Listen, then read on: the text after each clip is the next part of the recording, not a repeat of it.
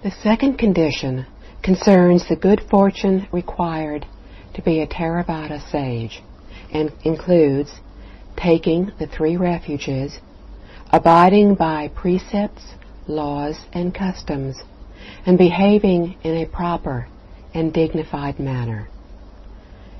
Mahayana Buddhism is based on the foundation of Theravada Buddhism, which was introduced into China during the Sui and Tang dynasties 1,300 years ago, but it soon gave way to Mahayana Buddhism.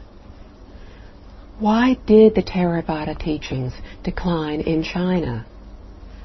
In ancient times, people who learned Buddhism had already been nurtured in the Taoist and Confucian traditions, which were enough to replace the Theravada teachings.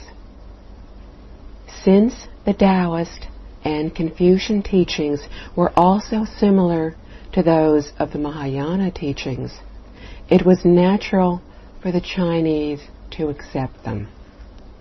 Thus, the Theravada teachings were not practiced, as Taoism and Confucianism served as the foundation for Mahayana Buddhism.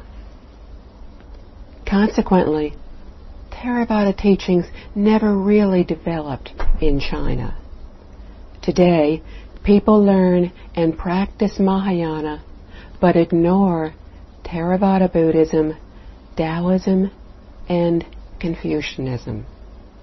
This is similar to ignoring the foundation and first floor when building a house. Such an attempt will not work because the house would be a cabin in the sky. This is why we see so few Buddhist successors today. Theravada Buddhism is established on a human heavenly basis, which includes being filial to our parents, respectful to our teachers and elders, compassionate to all others, and diligent in practicing the 10 good conducts. With this base, we can meet the criteria to begin learning and practicing Buddhism. To be a Buddhist practitioner, after we have acquired basic understanding, we may pay respect to the teacher and take the 3 refuges of the Buddha, the Dharma, and the Sangha, the 5th principle of the 3 conditions. We pay respect to Buddha Shakyamuni and express the wish to follow his teachings for the rest of our lives. From this point on, we will have the standards for changing our thought, speech, and behavior. Taking refuge in the Triple Jewels is to take refuge in the Buddha, the Dharma, and the Sangha.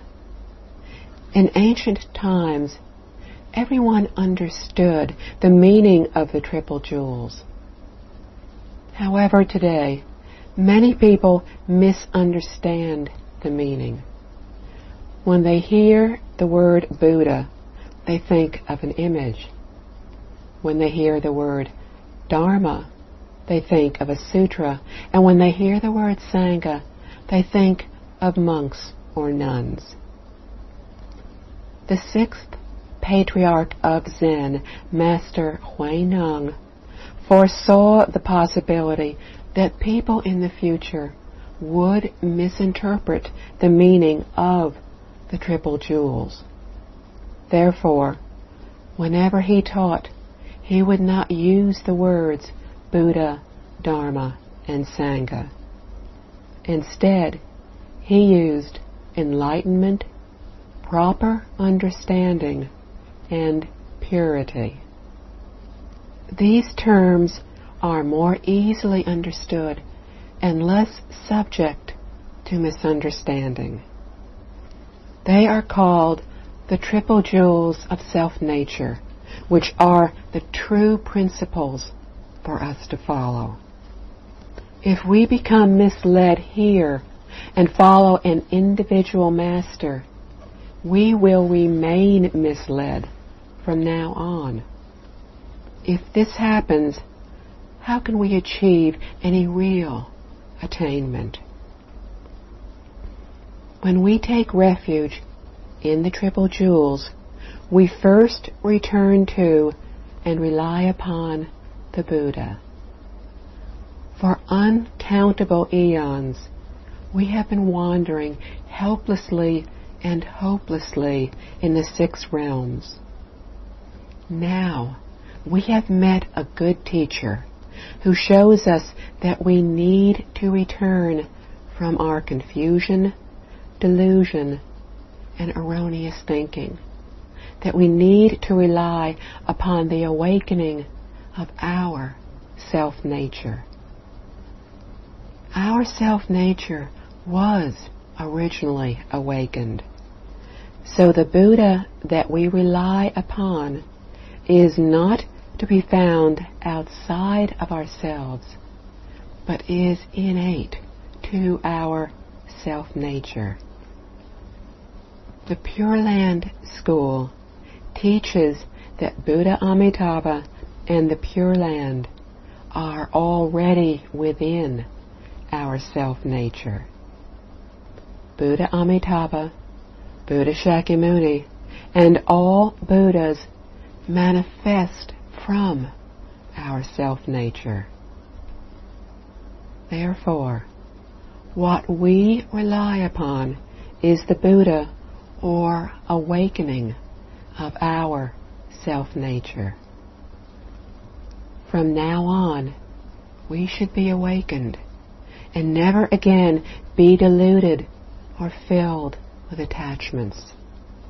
For if we do, then we will have not turned back.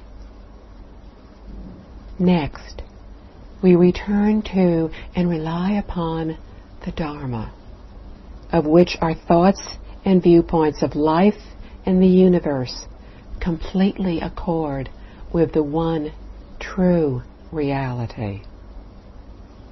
This treasure is also only found within our self-nature.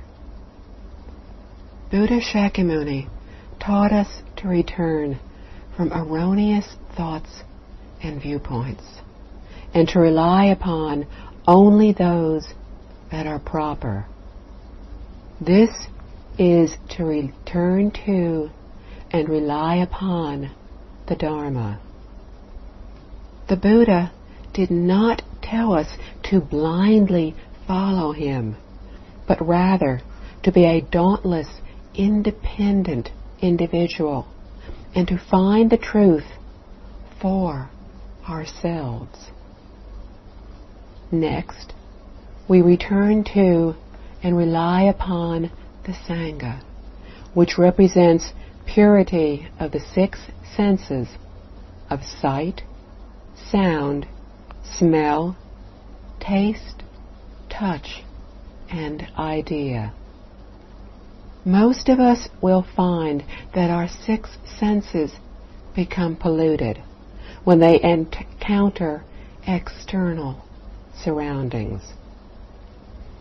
When these are pleasing, we develop a heart of greed, which is pollution.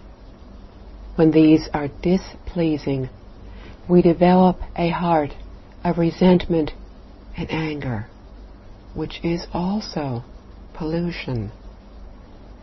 We need to remember that the 5 desires of wealth, lust, fame, food or drink, and sleep, and the 7 human emotions of joy, anger, sorrow, fear, love, hate, and desire are all impurities of the heart. The Buddha told us that originally our self-nature was pure, was without impurity. We need to eradicate all impurities and rely upon our pure heart.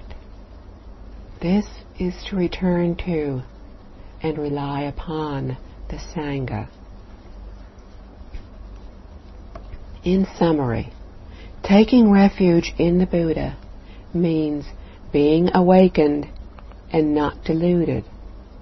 Taking refuge in the Dharma means having proper viewpoints.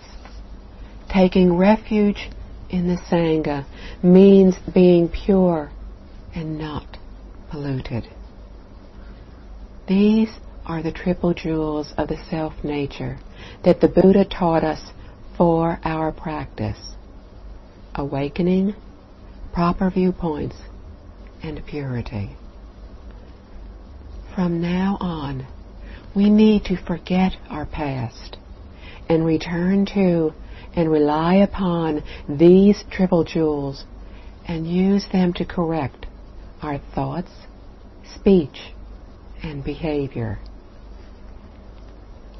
When we attain one of the 3 refuges, we achieve the other 2 as well. Think about it.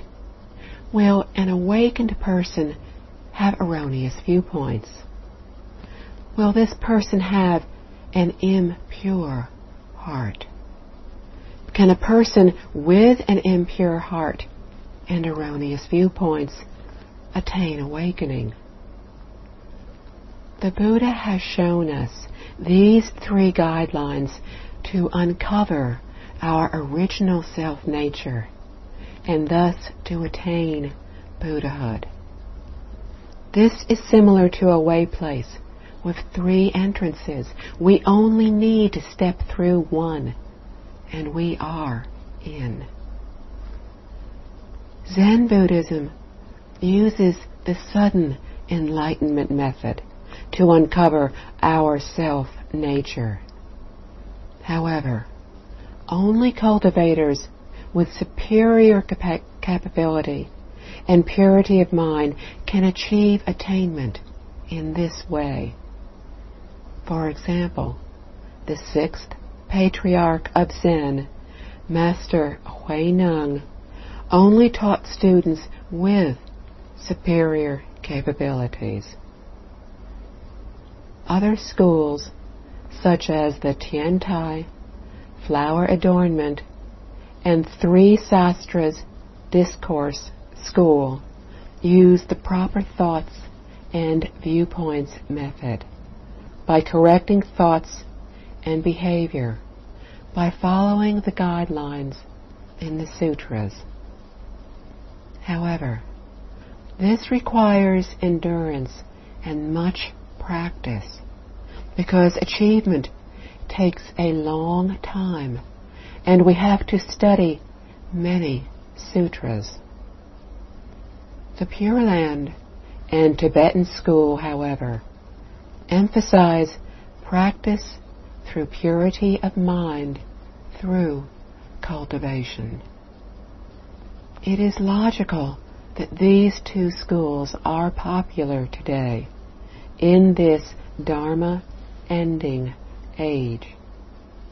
However, the Pure Land school does not require superior capabilities or a long period of time for practice, as it stresses the Buddha name chanting method to achieve purity of mind.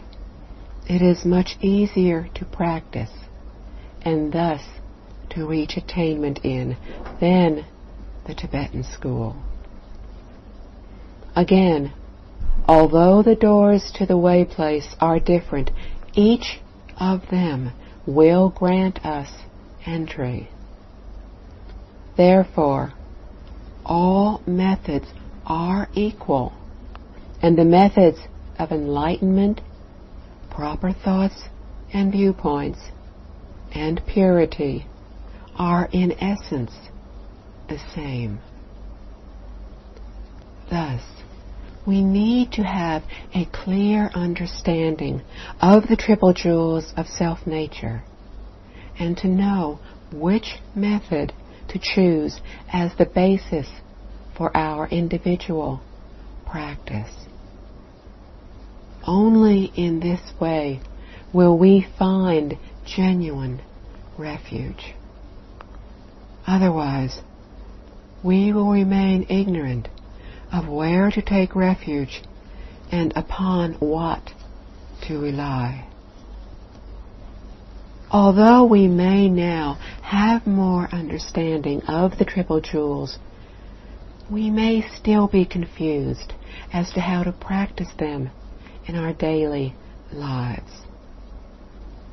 Each school has its own representations of the triple jewels. For example, in the Flower Adornment School, there are Vairocana Buddha, the Flower Adornment Sutra, Manjushri Bodhisattva, and Universal Worthy Bodhisattva, and the 41 great Bodhisattvas, respectively. They are our role models to emulate. The triple jewels of the Tiantai school are Buddha Shakyamuni, the Lotus Sutra, and the Bodhisattvas named in the sutra, respectively. In the Pure Land school, they are Buddha Amitabha, the Infinite Life Sutra, the other 4 sutras, and 1 sastra or commentary.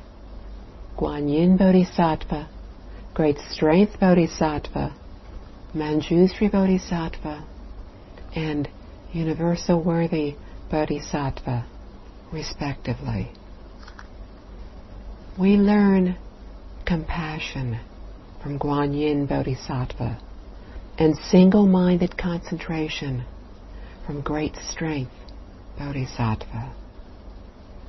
The chapter on the perfect and complete realization of Great Strength Bodhisattva in the Surangama Sutra tells us of how Great Strength Bodhisattva concentrated on the Buddha name chanting method from the time he took refuge until the time he attained enlightenment. He taught us that the proper way to chant is the complementary practice of concentrating the 6 sense organs and continuous pure mindfulness of Buddha Amitabha. Pure mindfulness is to chant without doubt, intermingling with other thoughts and methods. To chant with a pure mind. Continuous means uninterrupted with one sentence following another. This is the key to our success in the Buddha name chanting method, which was taught to us by Great Strength Bodhisattva. Mr. Liang Jiuxia wrote in his book entitled Essentials for Practice of the Pure Land School that Great Strength Bodhisattva was the founding patriarch of the Dharma realm. Initially, his comment greatly surprised me because I had never heard this before. Later, I understood what he meant and greatly admired him for this perception. Throughout the universe, Great Strength Bodhisattva was the first Bodhisattva to concentrate solely on the Buddha name chanting method. When Buddha Shakyamuni manifested in our Saha world, the first sutra he taught was the Flower Adornment Sutra. In this assembly, the 10 great vows of Universal Worthy Bodhisattva concluded the sutra and guide us to the Western Pure Land.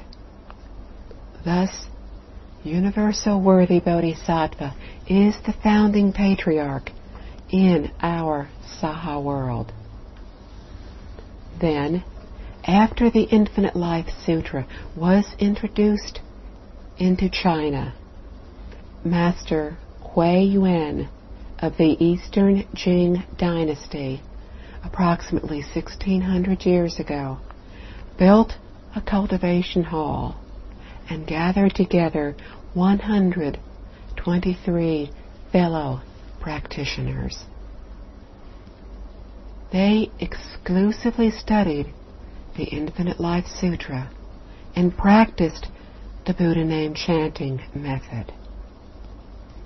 Therefore, the 3 founding patriarchs of the Pure Land School are Great Strength Bodhisattva of the Dharma realm, Universal Worthy Bodhisattva of the Saha world, and Master Hui Yuan of China. Years ago, my late teacher, Mr. Bingnan Li of Taichung, Taiwan, suggested that I should introduce Pure Land Buddhism to the West. I established a way place in Dallas, Texas, and called it the Flower Adornment Society, the same name I had used in Taiwan. When I brought statues of Buddha Amitabha, Guanyin Bodhisattva, and Great Strength Bodhisattva from China, they were too small for the 21-foot hall. I thought that it would be better to have larger paintings with Western features to introduce Pure Land Buddhism to the West. Just one day before my departure for Texas, I received some paintings with the request that they be taken to Dallas. I still do not know who the donor was. The paintings were of Buddha Amitabha, Guanyin Bodhisattva, and Great Strength Bodhisattva. But what a surprise! Buddha Amitabha had Indian features. Guanyin Bodhisattva had Chinese features. And Great Strength Bodhisattva had features that resembled a Westerner. The donor had the same idea that I had.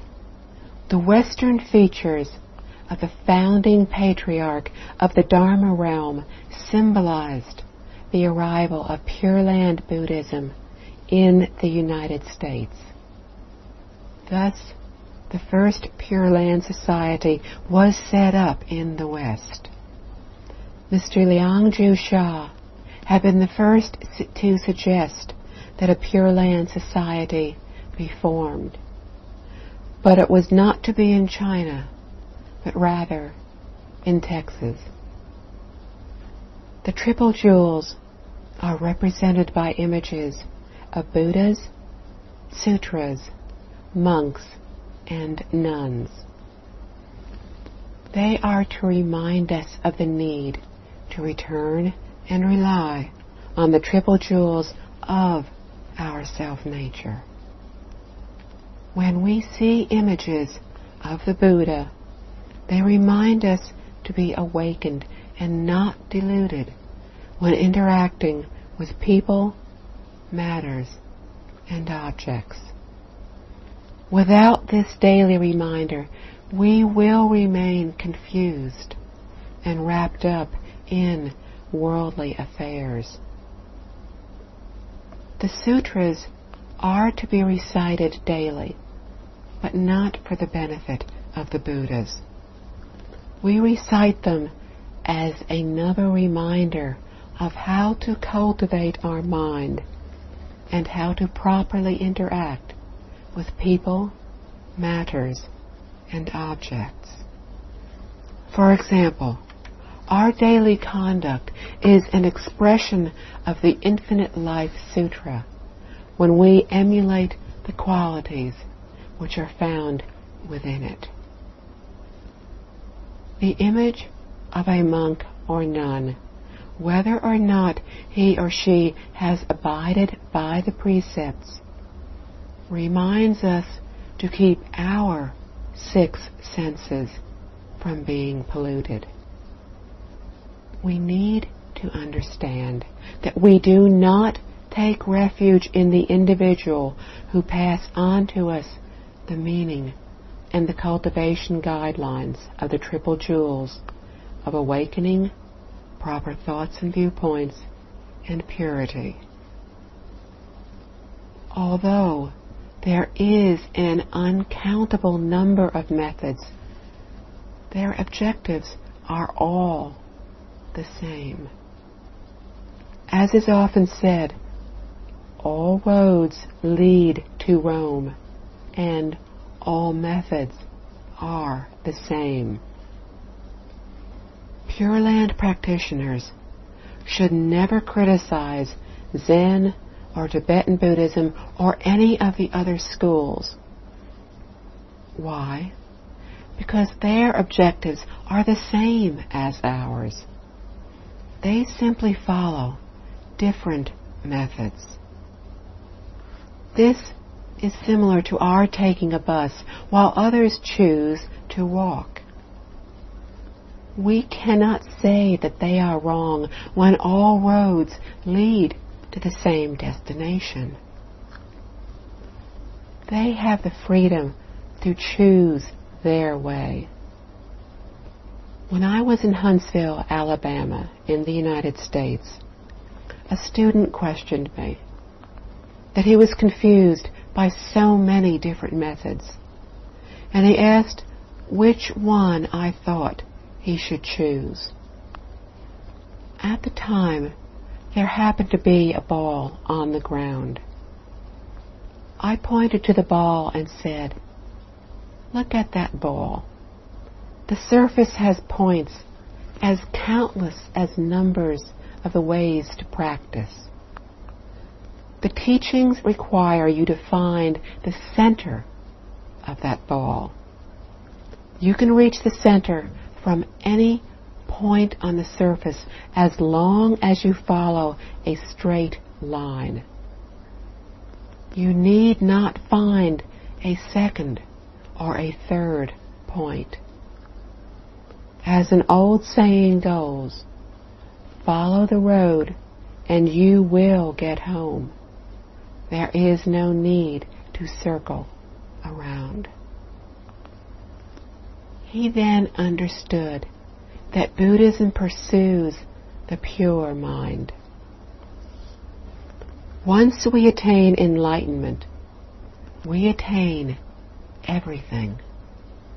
Therefore, no matter which method we choose, the key to success is concentration on one method. So long as we adhere to our chosen method, we will achieve deep concentration, attain wisdom, and uncover the self-nature of great perfection. From all this, we can see how important the triple jewels of self-nature are to us.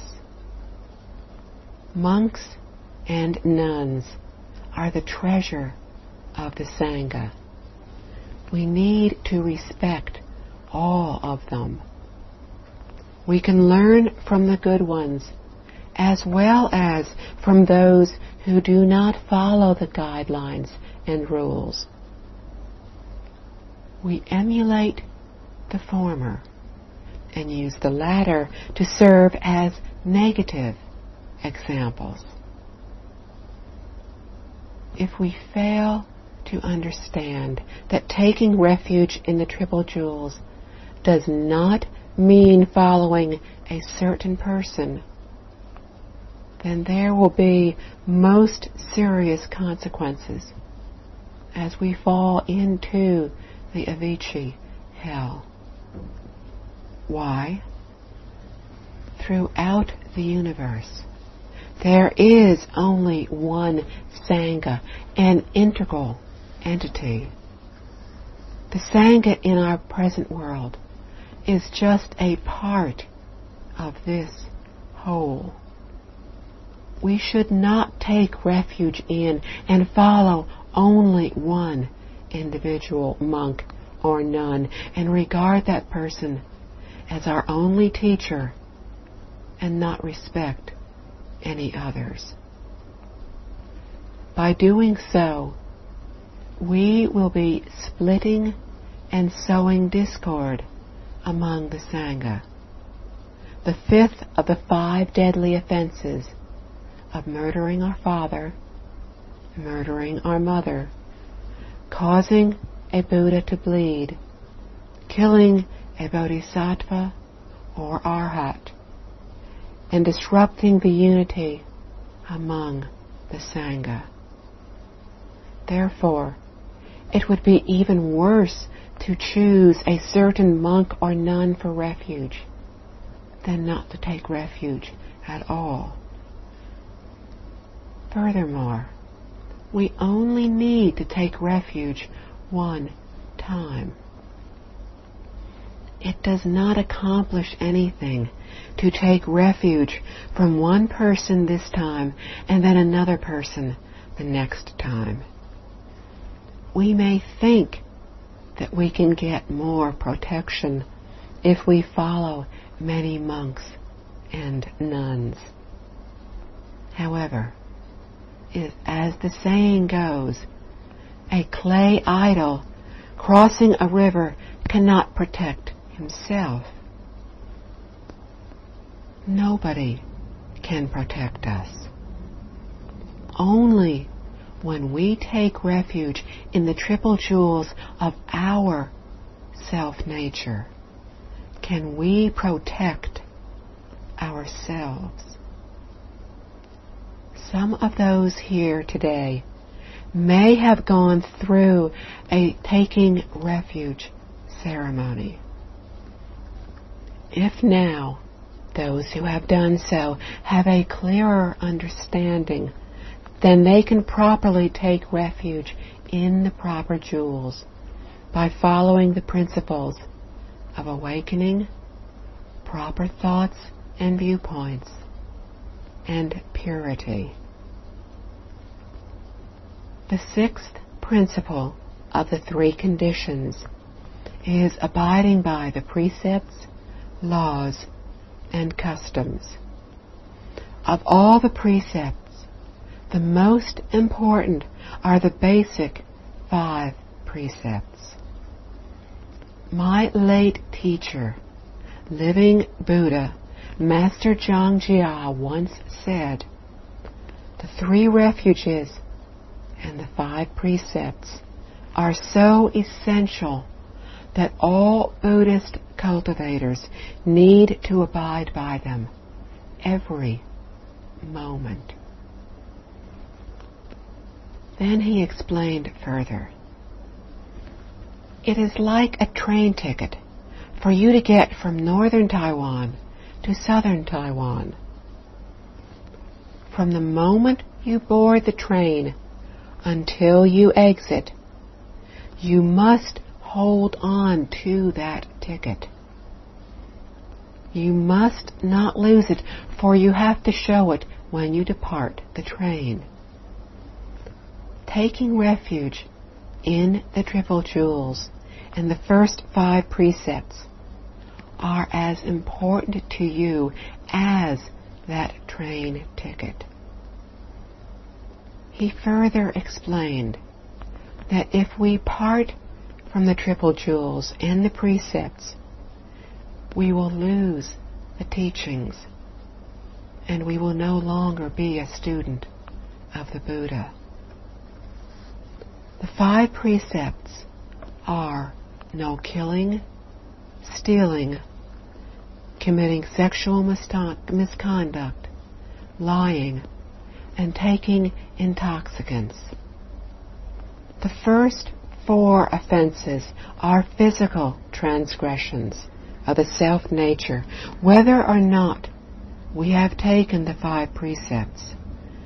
It is wrong to commit these acts.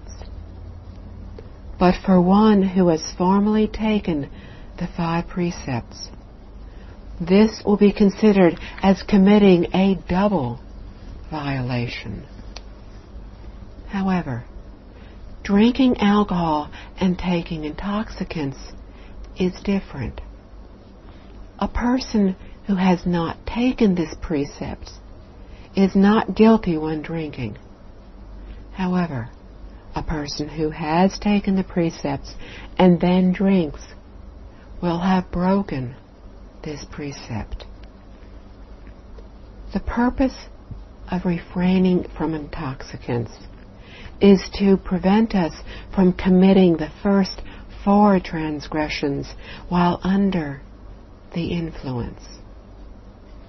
Therefore, intoxicants in themselves are not wrong.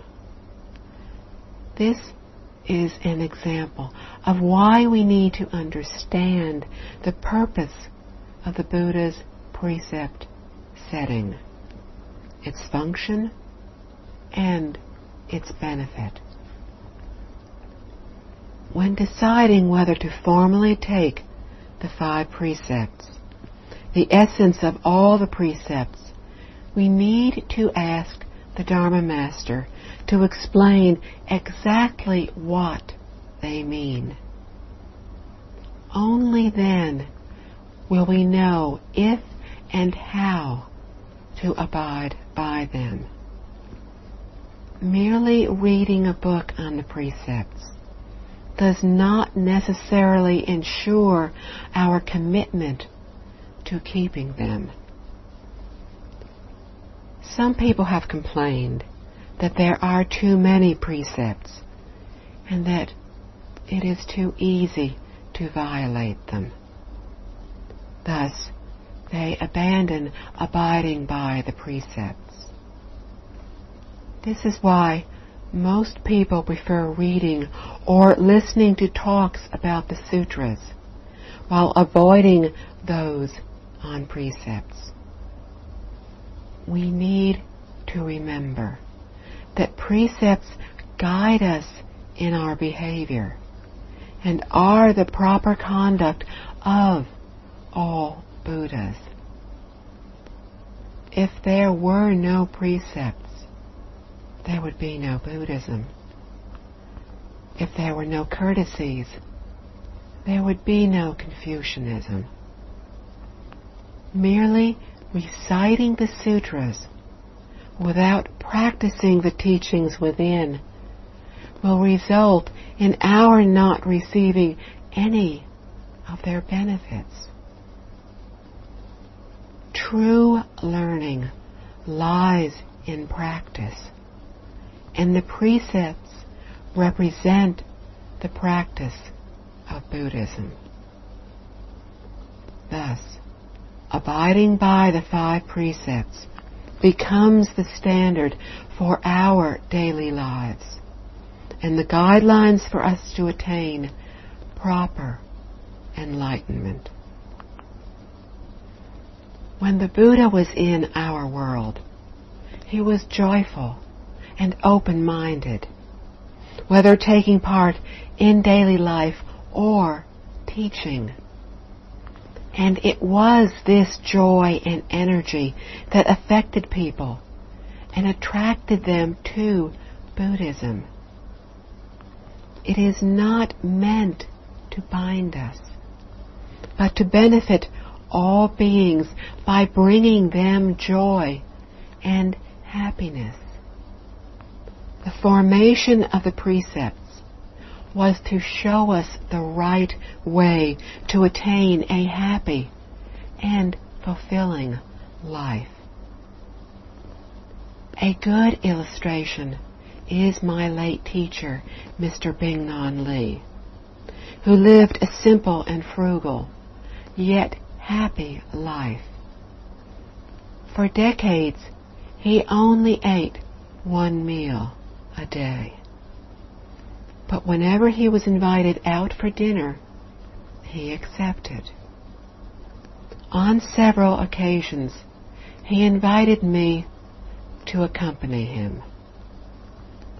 Since I had been practicing the precept of not eating dinner for years, I felt very uncomfortable when being invited. Mr. Lee simply said to me, "Come with me. Come with me." Later he spoke to me, "With this attachment, you will not be able to help people." Why? Because if you intend to help them, you first must make them happy. Eating this dinner is not violating the precepts, but rather is lifting them. They invited you with good intentions. If you reject their invitation, they will look upon you as being closed to reason. Then they will not only reject Buddhism, but will also tell others that we practitioners are arrogant and look down upon others. He may even urge others to avoid Buddhists. So you could ruin the opportunity of an untold number of people to learn of Buddhism. Furthermore, this will result in the creation of negative karma for you. Therefore, Mr. Lee was not violating the precepts, but was instead simply lifting them, for this meant making others happy, helping them to learn of Buddhism, as well as according with conditions. When we arrived at dinner, the host apologized. "I am very sorry that I did not know that Mr. Lee does not eat dinner." The host was obviously deeply moved that Mr. Lee had accepted his invitation. We can see from this that Buddhism is flexible. However, it would have been entirely different if Mr. Lee, or one who practices this precept, had wanted to eat something in the evening. Many years ago, when I was young, a friend told me a story about himself. It had occurred during the Chinese War of Resistance against the Japanese invasion.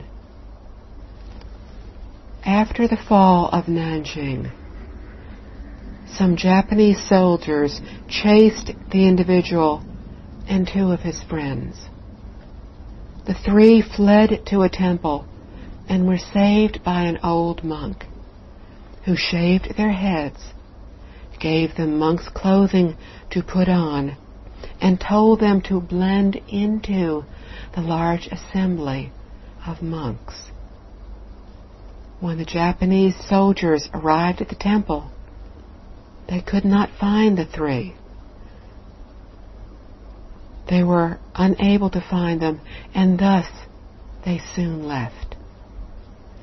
Thus, the three were saved. When the war was over, the friends returned to Nanjing, wishing to repay their thanks to the old monk. They invited him to a lavish banquet. He arrived to find the table laden with chicken, duck, pork, and fish. All of a sudden, they remembered that the old monk was vegetarian. They were extremely upset over their mistake and did not know what to do. But the old monk acted like there was nothing unusual, and picking up his chopsticks, invited everyone to sit down to dinner. The three friends were greatly moved. Did the old monk break the precepts? No. His behavior followed what is said in the sutras. Compassion and kindness are the basis of Buddhism, and skillful means are the method. He had used the first of the 4 beneficial methods, making others happy. The old monk was moved by their gesture and did not blame them for their honest mistake. He had used the same method that the Bodhisattvas used to help people through the Dharma doors. If the monk had been angry, he could have easily ruined their interest in Buddhism. But he was wise enough to use the opportunity to help guide 3 people. Therefore, we again see that Mahayana Buddhism is highly flexible as it accords with the existing circumstances. Let's look at strictly abiding by the precepts. The 5 precepts are the heart, the essence of all the precepts. Expanding further, we follow all the precepts as set forth by Buddha Shakyamuni, as well as the social norms, customs, rules, and laws in every country. When in China, we follow Chinese customs, rules, and laws. When in the United States, we follow United States customs, rules, and laws. In other words, precepts are rules we need to follow in our daily lives. The modern conveniences of transportation and communication have greatly increased opportunities for travel to different countries and regions of the world. We need to follow the advice of when in Rome, do as the Romans do. This is called strictly abiding by the precepts. Many of the precepts taught by Buddha Shakyamuni were appropriate for that time, but are no longer suitable for today. Why? Our manner of living, dressing, and eating are totally different from those of India several thousand years ago. For example, of the 250 precepts for monk 10 rules on the etiquette of dressing are totally unsuitable for today, as ancient Indians dressed differently than we do. Eating is another area that has changed considerably. Therefore, when we study and recite the sutras on the precepts today, we are learning the spirit of the law and not just the letter. Likewise, when we practice adhering to the precepts, the most important point is to follow their fundamental spirit. Do nothing that is bad. Do everything that is good. To do nothing that is bad is directed towards us. This is a Theravada precept to develop self-discipline and is to be followed conscientiously. It is what the Chinese call attending to one's own moral well-being, even when alone. When we practice self-discipline, we need to remain true to the precepts, even when we are alone. To do all that is virtuous is for the benefit of others. This is a Bodhisattva precept in teaching us how to interact with all others. Precepts are the criteria for distinguishing between good and bad.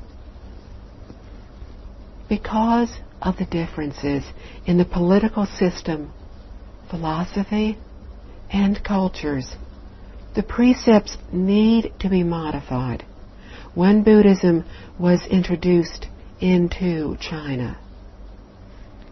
The rules established by Master Baizhang in the Tang Dynasty were the modified versions adopted for China at that time. However, the essence remained unchanged.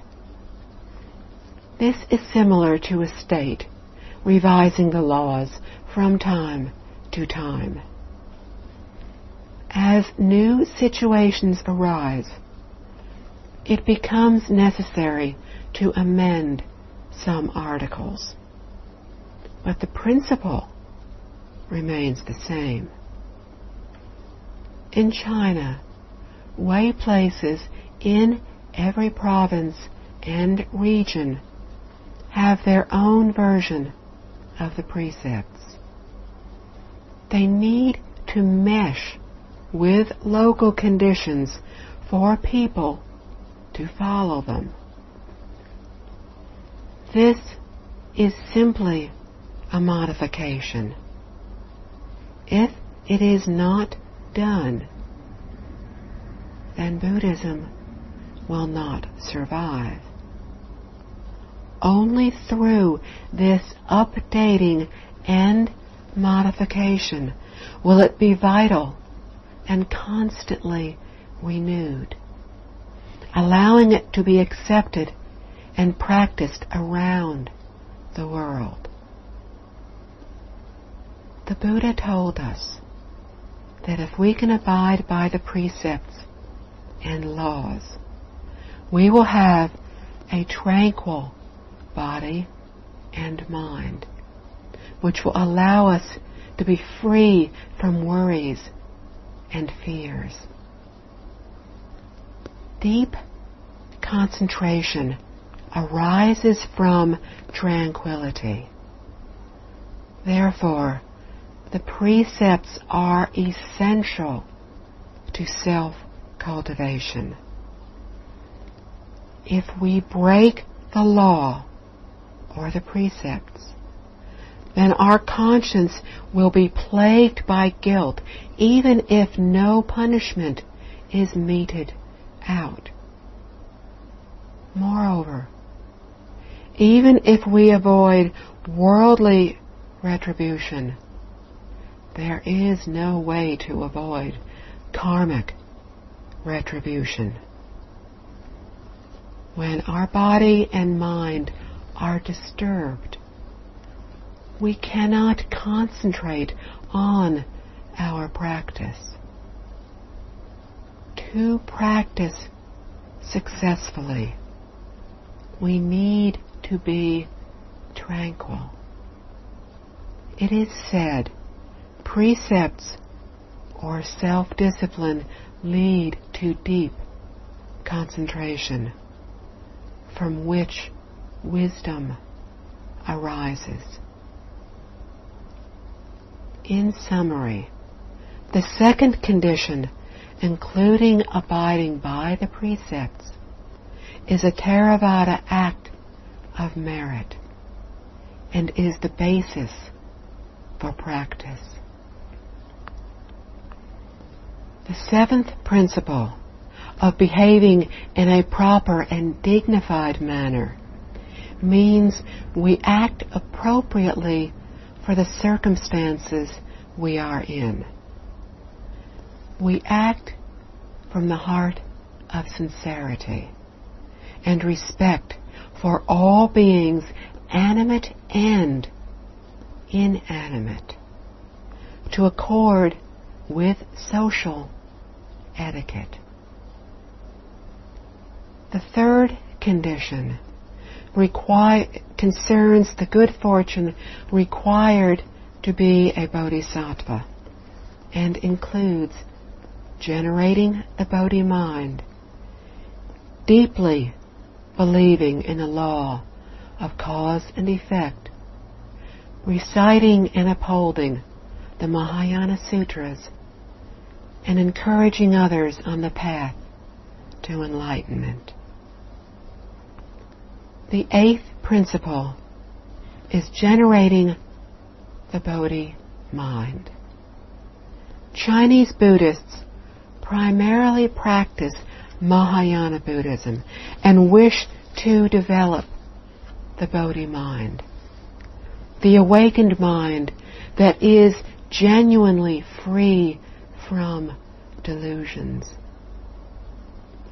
It is the awakened mind that realizes that this world is full of misery and suffering. It is the compassionate, the sincere mind, with every thought to attain realization for self and others. The Buddha told us that suffering exists throughout the world, throughout the 6 realms. Not only is the human life one of suffering, but the heavenly life as well.